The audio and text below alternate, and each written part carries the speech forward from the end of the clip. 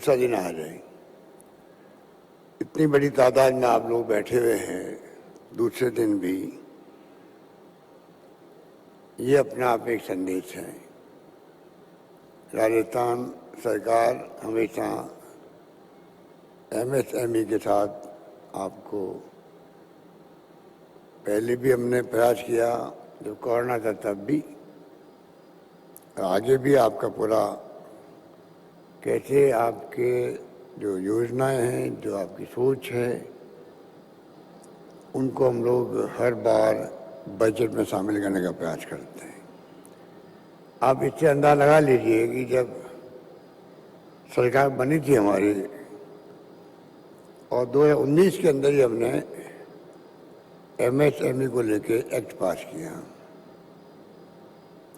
और 3 साल तक कोई परमिशन की जरूरत नहीं होगी सरकार से एमएसएमई इकाइयों को, वो फैसला किया और उसके बाद में 3 साल से बढ़ा के 5 साल कर दिया। आप सोच सकते हैं शुरुआत से ही एमएसएमई से ही सरकार उद्योगों के क्षेत्र में अपनी सोच रखती सकारात्मक।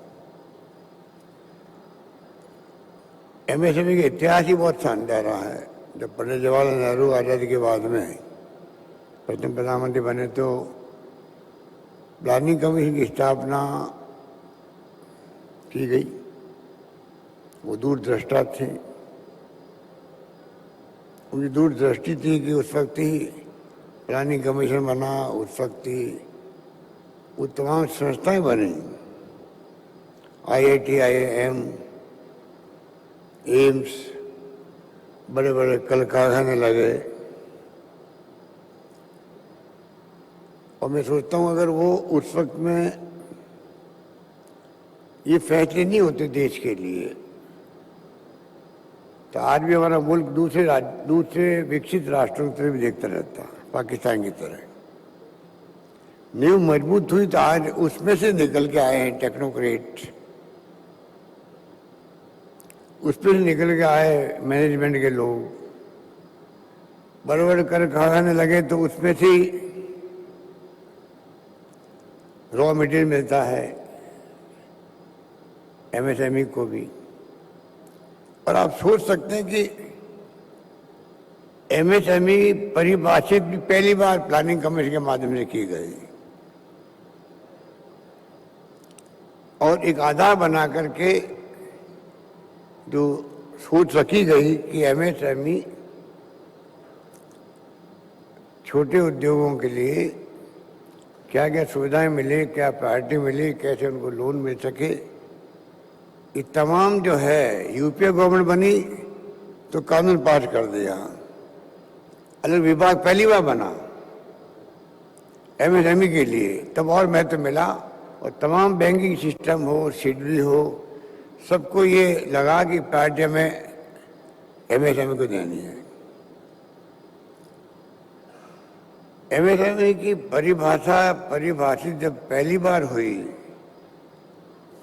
प्लानिंग कमीशन की सोच के आधार पर, सर्वे के आधार पर, और आज आप देखिए देश की जीडीपी के अंदर 30% योगदान होना एमएसएमई की बहुत बड़ी उपलब्धि आप लोगों की। 6 लाख उद्योग तो राजस्थान में है, अभी राजीव अरोड़ा जी बता रहे थे 1,35,000 के लगभग एक्सपोर्टर हैं। इस सेक्टर कोई मामूली सेक्टर नहीं है। जितना एमएसएमई सेक्टर मजबूत होगा उतनी आर्थिक स्थिति राजस्थान की मजबूत होगी। ये सोच के साथ हम आगे बढ़ना चाहते हैं और ये बात लागू पूरे मुल्क के लिए लागू होती है। रोजगार देते हैं तो एमएसएमई दे रही ज़्यादा रोजगार देश के अंदर।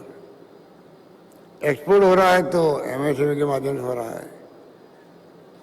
तो मैं कहना चाहूँगा आपको कि जिस रूप में आप लोग यहाँ आए हैं, जिन उम्मीदों के साथ में, आपने महसूस किया होगा कि कोरोना के बाद में या कोरोना के दरमियान में भी हमने हमेशा ध्यान रखा किस प्रकार से वो सब सुविधाएं मिले, वो सब फैसले हों जिससे कि आप लोग अपनी मजबूत स्थिति को बनाए रख सकें, कमजोर स्थिति नहीं बने, क्योंकि साल भर तक कोरोना में लॉकडाउन रहनी बहुत बड़ी चुनौती हमारे सामने थी।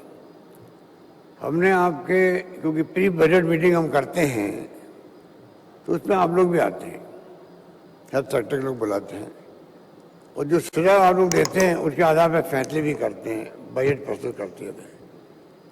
आपने देखा होगा कि किस प्रकार से सरकार ने एमनेस्टी स्कीम्स लेके आके घोषणाएं करके, चाहे इंटरेस्ट की बात हो, चाहे पेनल्टी की बात हो, चाहे प्रिंसिपल भी क्यों नहीं हो, कई योजनाओं में प्रिंसिपल तक माफ हुए। इस प्रकार से सरकार हमेशा आपके साथ आपकी खड़ी रही, और वही कारण है कि आज हम ऐसी स्थिति में और जो आधार बन गया, हम चाहेंगे कि आने वाले वक्त में और हम उसको आगे बढ़ाएं, और इसी रूप में हम लोग हर सेक्टर को, हर तरह के एमएसएमई की इकाई, उन सबका ख्याल रखें। अलग अलग समस्याएं भी होती है आप लोगों की। जोधपुर में हैंडीक्राफ्ट का आप समझ सकते हैं कि कितना बड़ा नेटवर्क बन गया है, कितना एक्सपोर्ट हो रहा है, कितना बड़ा गांव बाड़मेर जैसलमेर दोनों की धरती के अंदर कितने हैंडीक्राफ्ट बनाने वाले शिल्पी हैं, रहते हैं, कितने लोगों का तकदीर बदल गई है इस हैंडीक्राफ्ट उद्योग से, कोई कल्पना नहीं कर सकता। जो कलाएं लुप्त होती जा रही थी वो जिंदा हो गई वापस। ये तो एक उदाहरण दे रहा हूँ आपको। खादी की स्वच्छताएं बहुत ज़्यादा है, उनको किस प्रकार से सुविधाएं मिले जिससे कि वो अपने पैरों पर खड़े रह सकें। तो इस प्रकार से मैंने देखा कि एमएसएमई का भविष्य उज्जवल है आज भी। आप देखिए रिफाइनरी का, जो मैं बार बार बोलता रहता हूँ, तेल निकल गया बाड़मेर के अंदर। 40 साल में मैं खुद देख रहा था बॉर्डर पर जैसलमेर बाड़मेर, ऑल इंडिया की कंपनी हो, ओएनजीसी हो, खूब ट्राई कर रही थी, तेल की खोज की, नहीं मिल रहा था। आखिर में केन एनर्जी सफल हो गई बाड़मेर के अंदर। आज देश का 20% से अधिक तेल रास्ता में निकल रहा। कल अनिल अग्रवाल बता रहे थे आपको किस प्रकार से ये क्षेत्र पनप सकता आगे भी। गैस निकलने की संभावना यहाँ पर है। तो टोटलिटी के अंदर ये जब सिनेरियो बना तो हमने भी जिद पकड़ ली कि हमें रिफाइनरियां लगवानी है।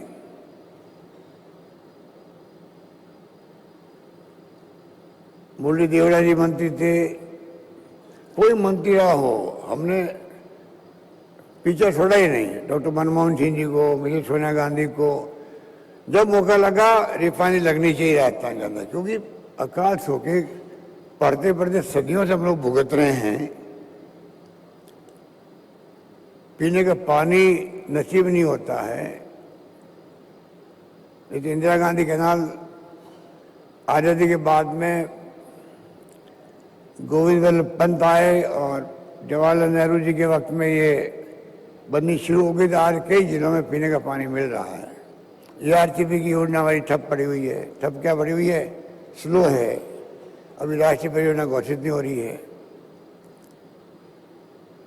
तो इस प्रकार से पूरी सोच के साथ में हमें आगे बढ़ने की आवश्यकता है।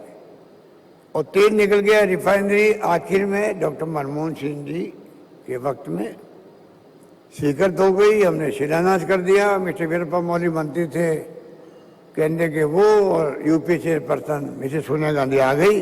सब कुछ हो गया और सरकार बदल गई यहाँ पर। और उसके बाद में 5 साल, लगभग 4.5 साल बंद पड़ी रही। दबाव में प्रधानमंत्री मोदी जी आए, पुनः शुरू हुआ काम। और मैंने कल कहा था वो 40,000 का करोड़ आज 70,000 करोड़ का बन गया। पर जो मैं कहना चाहता हूँ आपको एमएसएमई के लिए, जो पेट्रोकेमिकल कॉम्प्लेक्स बन रहा है वो फॉर्चुनेटली साइमल्टेनियसली बन रहा है। जनरली जो रिफाइनरी बनती है उसके बाद में पेट्रोकेमिकल कॉम्प्लेक्स बनते हैं। राजस्थान की रिफाइनरी पचपदरा में साथ साथ बन रहा है और 383 इसमें किलोमीटर एरिया के अंदर डेवलप एरिया कर रहे हैं हम लोग। भारत सरकार को एक फॉर्मेलिटी होती है पेट्रोकेमिकल कॉम्प्लेक्स बनाने के लिए, लिखा गया है, नहीं तो हमें तो काम चालू करना ही है। वहाँ हजारों इकाई आएगी, 150 के लगभग मेरे ख्याल से 150 प्रकार की पॉलीमर और प्लास्टिक आधारित उद्योग उसमें लगेंगे। कितनी छोटी छोटी एमएसएमई की इकाइयाँ आएगी, पूरे प्रदेश के लोग आ सकते हैं उसके अंदर। जो एंटरप्रेन्योर